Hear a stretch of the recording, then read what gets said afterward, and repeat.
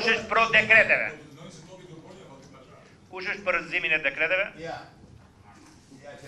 Me votat e majorancës, Komisioni i Ligjeve rrëzoi emrat e Fuad Vjerdës dhe Markelian Koçës, të propozuar nga Presidenti i Republikës për antar të Gjykatës së Lartë. Vota kundër e shumicës u argumentua me faktin se nuk kundërshtohen emrat e përveçëm, të përzgjedhur nga kreu i shtetit, por procedura e ndjekur nga Presidenti dhe mungesa e konsultimeve të tij me grupet parlamentare.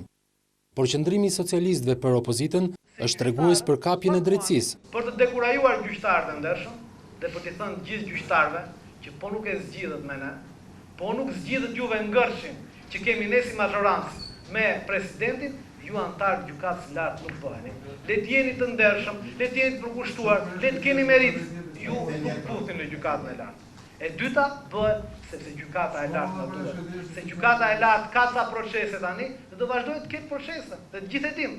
Ndaj dhe nuk na duhen gjyqtarët e ndershëm, ndaj na duhen gjyqtarë deviantë, dhe na duhen gjyqtarë politik që na mbrojnë krah nesër kur shkojmë atje. Si kundërpërgjigje, kryetari i Komisionit Fatmir Xhafaj tha se opozita po treguohet me dy standarde. Faktu që keni rrëzuar kandidatura me probleme, po i marr vetëm një që keni rrëzuar ju, që është turp në historinë e këtij vendi, jo vetëm tuaj.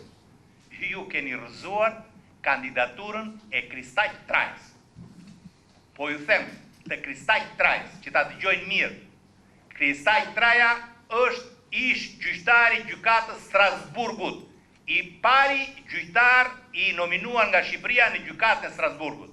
Mbasi gjykoi çështje në gjykatën e Strasburgut, erdhi në Shqipëri dhe u gjend i padenj për të qenë antar i gjykatës kushtetuese. Vendimi përfundimtar për dekretet e Presidentit të Republikës për plotësimin e dy vendeve vakante në gjykatën e lartë do t'i takojnë seancës plenare.